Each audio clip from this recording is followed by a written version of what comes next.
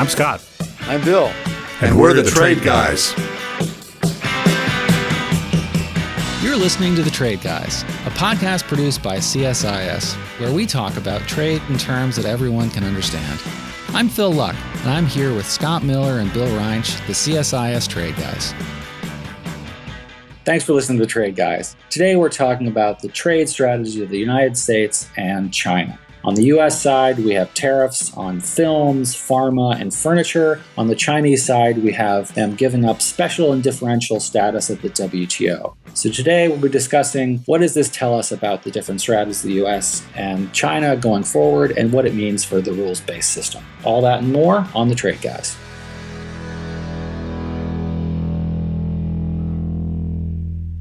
Welcome back to The Trade Guys. I'm Philip Luck, Scholl Chair International Business and Economics Program Director at CSIS. I'm here with The Trade Guys, Bill and Scott. And today we've got a full docket, including more tariffs, WTO concessions, and the end of a preference agreement from the United States for African countries. So we're going to try to frame this also in terms of the big picture, which is what does all this say about both the U.S. and the Chinese strategy in global trade and interacting with the rest of the world. Let's start first with tariffs, as always. We have tariffs on furniture, pharma, and foreign films. The Trump administration this past week slapped 25 or to 50% tariffs on everything from kitchen cabinets to vanities to upholstered furniture. I'm going to start with you, Bill. What should we make of this and make sense of all this? Well, it's hard to make sense of it. Basically, what Trump has done is decided that kitchen cabinets are a national security threat. And he said explicitly that wood is a critical element in, I guess, what we're now calling the Department of War. I thought we were using mostly steel and aluminum in the war-making business, but apparently we're using wood. As Phil pointed out before we began, this is going to complicate making trebuchets, but I don't think that's the primary instrument that we're using these days. I think one way to look at this is sort of testing out Plan B in case he loses the IEPA case in the Supreme Court. It's been clear for some time since he lost the first round of that back in the very end of May that they're looking for what are we going to do if we lose? And what we've said on this podcast many times is that if you think you're going to win, even if you win, if you think that's a lifeline that's going to save everybody, you're wrong because he'll find another way to impose the tariffs. Then he'll be sued again and we'll go through the same thing over and over and over again. But they seem to be testing out different statutes, arguing that bathroom vanities, kitchen cabinets, and lumber in general are a security threat, I think stretches the meaning of the statute beyond intent. He'll probably, for the first time on one of these cases, Section 232, he may be sued. I'm skeptical that they'll be able to find a judge that is willing to overrule the president on what will be the only question, which is this stuff a national security threat or not? And judges are going to be reluctant to say the president's wrong. But I think that people will be prepared to put that case forward. So we're looking at more litigation. One of the interesting factoids of this that we looked into a little bit is whether these tariffs are stackable one on top of the other. And it appears that the lumber tariff is. So in the case of Canada, which is the biggest victim of this, because I think 90% of their softwood lumber exports come to the United States, the 10% on lumber is going to be added to the existing anti-dumping and countervailing duty tariffs that are already in place on Canadian softwood lumber. Those total, it varies by company, but together those total around 35%, which means that the new effective tariff on Canadian lumber is going to be 45%. The tariffs on the furniture apparently are not stackable, and they will end up just being what they are. It also appears that in the case of Vietnam and the EU, they'll be 15. The UK, they'll be 10. They're not big exporters of furniture, as far as I know. The biggest one is Vietnam, and for them, it'll be 25 going up to 50, which will be significant for them. There's already speculation here on the inflationary impact of this, and there's some interesting year-on-year numbers about this. Already, they've seen price increases this year compared to last year, 9.5% increases in prices for living room, kitchen, and dining room furniture, 4.7% for furniture, other furniture and bedding, 2.8% for household furnishings and supplies. And that's before they've gone into effect. This is anticipatory price increases. So this is an area where you're going to see probably more visible price increases than you have elsewhere. We looked into last week separately the question of the effect on home sales and housing prices, because if you look inside your home, you'll see a lot of wood. And we had trouble pinning down the data depending on who you listen to, it's either 2% or close to 20% of the price of a house. My guess is it's somewhere in the middle. But with housing prices at historic highs anyway, even a bump up of 10% would be significant and would probably make the housing problems that we have even worse. Yeah, couldn't agree more. No, I think there's two things I want to hit on there just to follow up. First point you made about stacking is really important because whether these stack or not has a huge impact on prices. I was speaking with a European official actually this morning, and they were saying, while there are certain things that are clarified in the Turnberry Agreement, they don't actually have clarity on some of these additional 232 investigations, whether they will or will not be sort of capped at 15%. So how that shakes out is going to be super important. To your point about the anticipatory price changes, I am curious if we're going to get another, what I'll call a washing machine and dryer situation, which was in 2018, there was tariffs on washing machines, but not dryers. But manufacturers increased the price of the dryers as well, because often sold together and they also sort of price off each other. So we might see some things that are, in your kitchen remodel that aren't tariffed, but we do see in price increases even though they're not.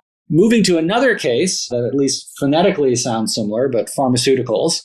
Scott, we've also seen this past week an increase in tariffs on pharmaceutical products, although there are several sort of firm level or other ways to have carve-outs here. What do we see there? Again, one notably here, again, this is a case where this is a 232 investigation, meaning it's a national security justification, potentially more justified, but how should we think about this, Scott?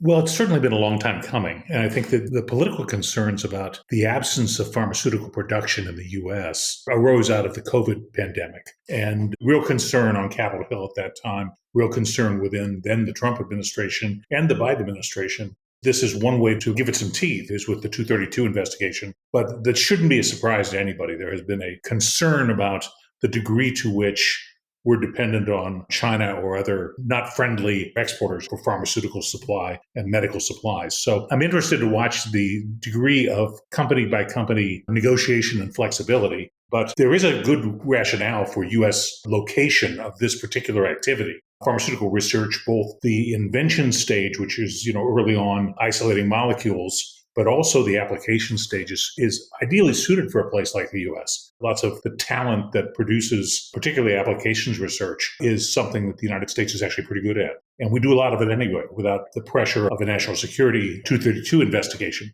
However, manufacturers are approaching the administration as this goes forward and saying, look, we build facilities in the U.S. all the time, but you've got a fast timetable here. And do you have any idea how long it takes to build a plant to U.S. FDA standards in the U.S.? Probably something like 6 or 7 years if you can get the permits. So I know there is a Johnson & Johnson facility, brand new greenfield site in the eastern part of North Carolina that's under construction. It's a major project and will bring a lot of U.S. consumed pharmaceuticals and medical equipment made by J&J, will bring them into U.S. production. So it takes longer than many people in the administration might be satisfied with. But I think there's enough flexibility there that the message has been received. There's work underway. And it's the kind of work that we ought to do in the United States if you look at our comparative advantages. Now, there's the other end of the pharmaceutical debate, which has to do with pricing, particularly pricing of prescription pharmaceuticals versus other developed countries in the world.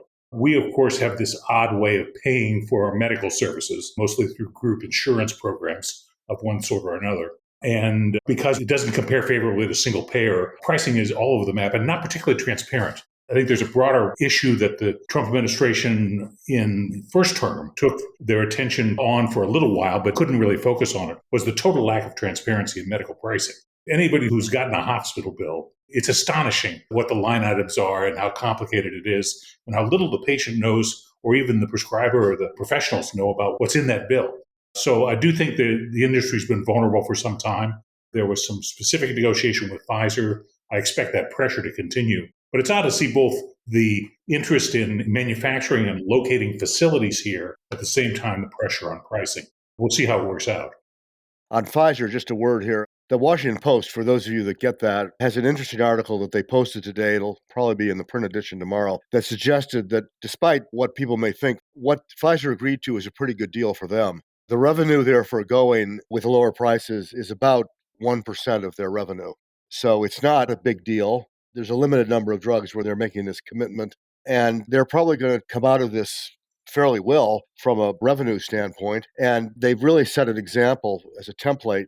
It appears the administration wants to have the same negotiation with as many as 15 other pharmaceutical companies. I mean, we'll see how that rolls out. But the most interesting finding was even with the reductions that Pfizer is making in that handful of drugs, which are significant, it'll be, I think, for the most part, like 50% from what we're paying now. The end price is still double what other people elsewhere in the world are paying. So healthcare costs are going to continue to be high here. Yeah, so it's a really good point, Bill, that just, this administration seems to really want to do a sort of not only bilateral across countries, but sort of bilateral within firms as well. Scott, I want to follow up really quickly on this. So, of course, the impetus of this, or the sort of stated justification again, is national security. And you noted that, coming out of COVID, there was a greater appreciation for sort of the risks of sort of concentrated supply chains. My understanding, though, is that this is not touching an area where there is a real sort of potential risk, which is the generic industry, right? So, I think one of the big concerns that folks on the Hill have, Senator Young among others, is the concentration of APIs in China. Correct me if I'm wrong, but I'm just not seeing anything in these tariffs that tries to or has any prayer of solving that underlying problem. Well, it certainly doesn't affect generics in general. And most of us American consumers who are on medication of one sort or another, we take a lot of generics. It's the nature of the industry. That said, I do think that having facilities in the United States is the key national security issue. And I think that as a practical matter, they focused on what they could. A lot of precursor chemicals and fine chemistry is done all around the world. Fine chemistry is a global industry. It's hard to separate pharmaceutical ingredients from other kinds of fine chemistry. So the technology exists, it's mobile, it's implemented worldwide. So I think what they've tried to do is use the place where there's a little bit of pricing power and a little bit of American unique capabilities, which is in the research-based end of the chain, to focus their attention on that, with the effect of having a pharmaceutical industry manufacturing footprint that is larger than it was before. So you can't do everything. Scott, do you buy the argument from the pharma industry they've made for years that if they have to lower their prices, they're going to cut back on R&D in the United States? No, I think they're on entirely different tracks. But I do think domestic production is what the administration was most interested in securing. And that seems to be working in terms of the incentives and the disincentives that are in place for the 232. But you're right, Phil, the pharmaceuticals industry relies on generics. We as patients rely on generics, and they're made globally. That's just the nature of that part of the business. Well, on to our third phonetic F of the day, foreign films. So in addition to tariffs on furniture and pharmaceuticals, we now have also foreign films. Bill, you're going to have to explain to me what this is and, more importantly, how. Well, I'm going to defer to Scott in a minute. I've learned from Trump in Trump 1.0 never to pay much attention until he says something 3 times. And he's said this twice now. So I'm getting to the point where I'm going to take it seriously. It doesn't make any sense from the how standpoint. What is an American movie as opposed to a foreign movie? The example I used in a conversation I had with a reporter was, look at the Mission Impossible movies. Are they American? They're made in every one of them 7 or 8 different locations. They have American actors, they have foreign actors, they have foreign crews, they have American crews. I have no idea where the editing and the cutting is done or where the production is done. As I told one reporter, trying to figure that out would be Mission Impossible. In addition to that, since these things are streamed mostly and exported over the internet these days, it turns out we don't even have a tariff classification for this. Trump is not a weeds guy, he's not a detail person. And he just said, well, we'll put tariffs on movies. Even the how of doing that turns out to be very complicated. Scott?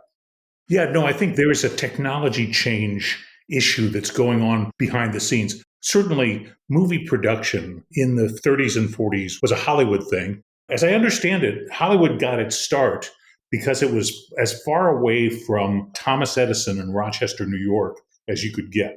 And Edison apparently was really quite protective of his patent rights. So the best way to innovate was to get far away from Edison where he could figure out what you were doing and get you into a patent court somewhere. Now, that may be lore, but Southern California had a long history of movie production that is still there today. There's still a film industry in Southern California and in the United States. But there has been probably 30 years worth of alternatives developed that wind up being lower cost for one reason or another, including the Southeast United States, the Sun Belt here. North Carolina has a vibrant film industry, as do many southern states, and they offer cost advantages versus the high costs of urban markets in the north, or in this case, in California. But that's not new, and that's been going on for long enough.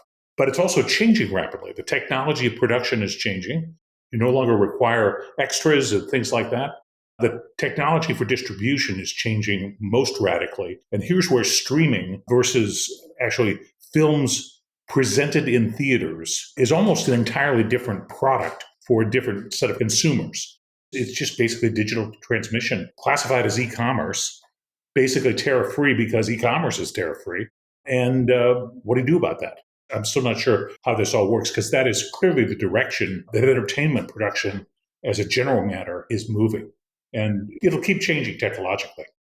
Yeah, so a few threads I want to pull on there. First, to both Bill and Scott's points, I mean, this is, it's industry protection. Hollywood's having a tough time, both because of Georgia and other places, but also Toronto and other markets. So this is pretty classic protection of an industry, though the industry itself is not the classic industry to protect. But the other point, to Bill's point, entertainment is services. More and more of these are being traded digitally. That sounds like a digital services tax to me. Does that complicate administration's other priorities here? That's a clever way to look at it. I think it's going to complicate it. It's also going to be interesting to see what statute he intends to use for this. I don't think he said.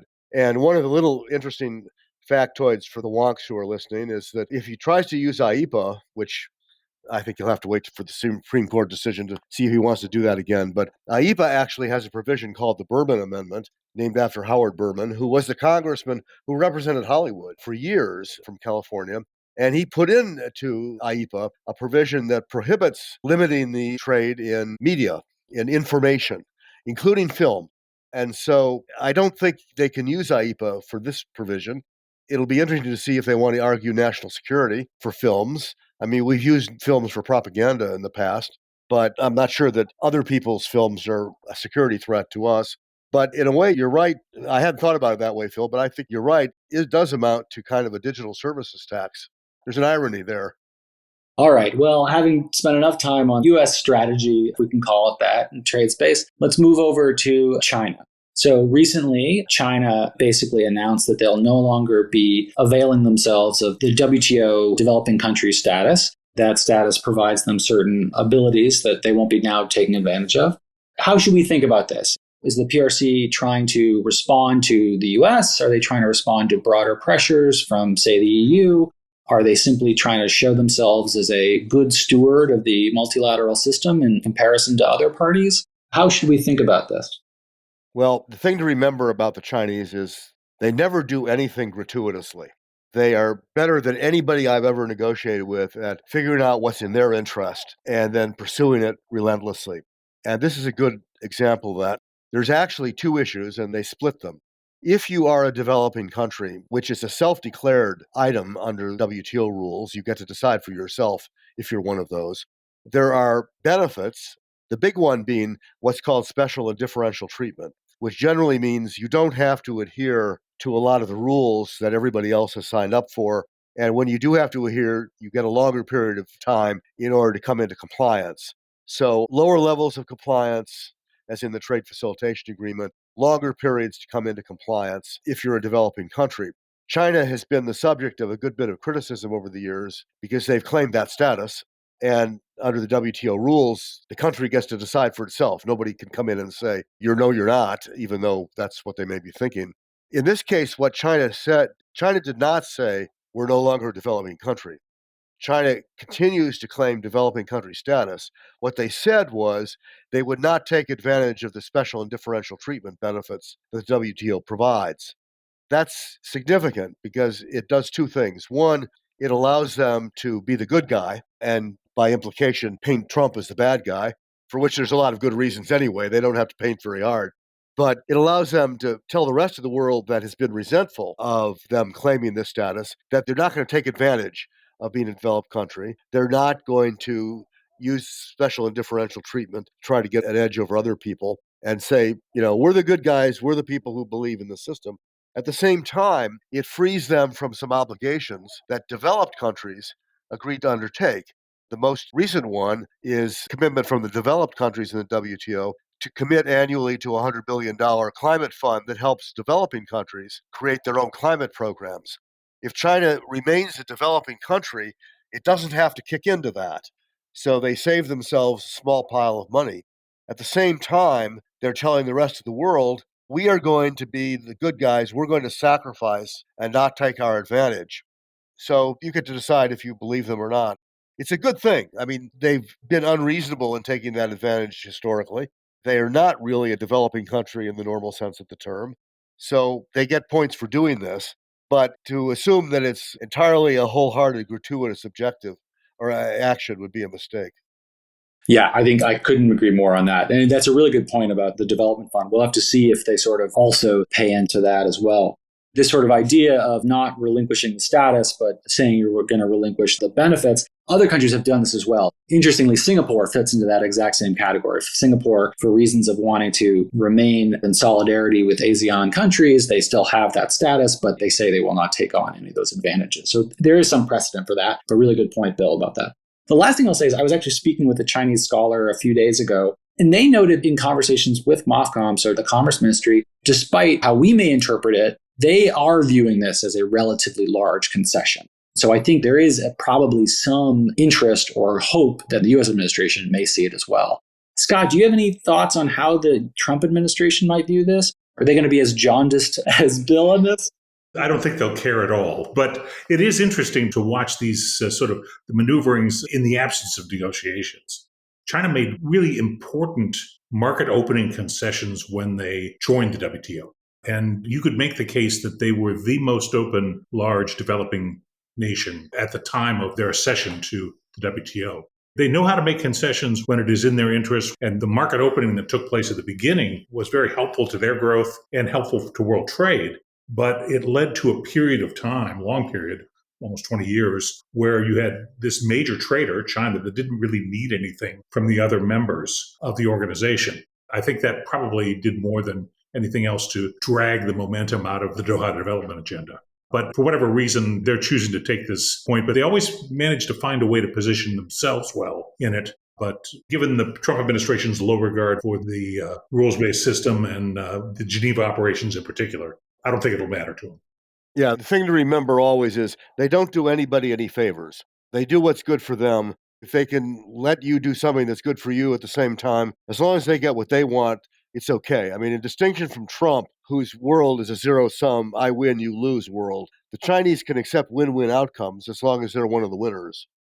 Okay, great. Well, now let's go to our third continent of the day, and we can think about, again, back to sort of how the U.S. is engaging with the rest of the world. While China has free trade agreements with basically all African countries at this point, the largest preferential trade agreement the United States has, the African Growth and Opportunity Act, or AGOA, has expired. It expired at the same time as our government shut down.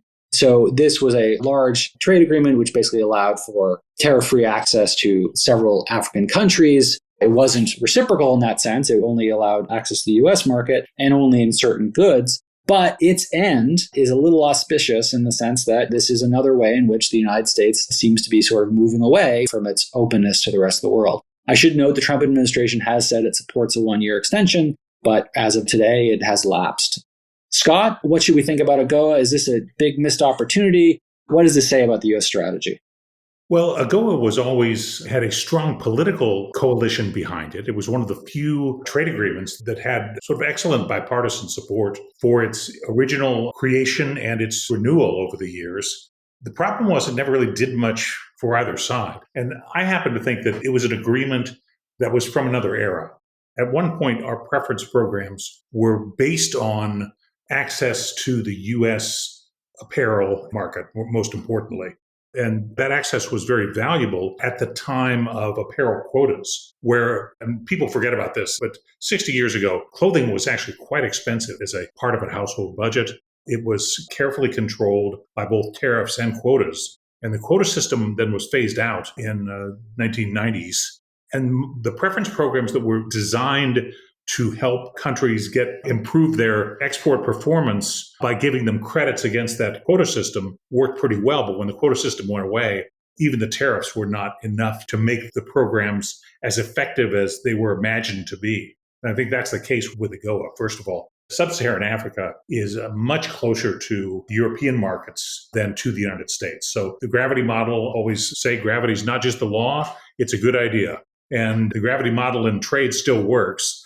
Distance from your export market is still a factor in your competitiveness. And so AGOA never really provided enough edge versus the globally competitive producers of apparel and other articles that were world-class, and still Indonesia and Southeast Asian exporters face a 9 or 10% tariff into the U.S. market and still outperform many preference countries. So it's an odd business, and it never really worked. It was not part of what Africa was doing. And so it's sort of flatlined over the years. It was really hard, as politically appealing as it was to people on Capitol Hill, to have something that was good for Africa.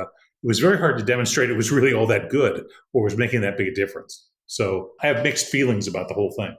Yeah, couldn't agree more. In a lot of ways, it was a missed opportunity in many ways. One thing I'm very curious about, and we may never know the answer, is, there's a question as to what the impact would have been if it had not just been a sort of time-limited preference program, but sort of in the more traditional sense, a free trade agreement that sort of wouldn't expire. The evidence we see from when China finally got permanent PNTR, or most favored nation status, that had a really big impact. Even though the tariff rates didn't change, just the fact that Congress had to re-up it every year created enough uncertainty that there wasn't a lot of investment going in. So that's a question that if we do ever get to a revised AGOA, I think there'll be a lot of thinking, or hopefully will be a lot of thinking about how to actually make it more impactful next time.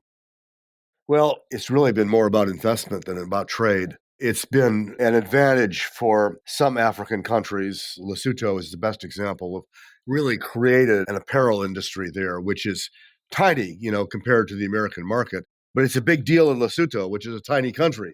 And it keeps a lot of otherwise very poor women employed. And that's the kind of thing that's going to get shut off, because without AGOA, they're not going to be competitive. But from the American point of view, it really was a signal that Africa is a good place to invest, that the United States government is interested in it, wants it to grow and prosper, and we're going to try to stabilize the trading relationship. So that it's a smart place to go. The problem with that, for the Trump people, and Bob Lighthizer was explicit about this when he was the U.S. trade representative, although he talked about it more in the USMCA context. But he was explicit. We don't want foreign investment. We want you to invest here. So creating uncertainty about foreign parties is fine with the Trump people, because they believe that if you're scared to invest in Africa, the consequence is you're going to keep your money in the United States, and that would be better.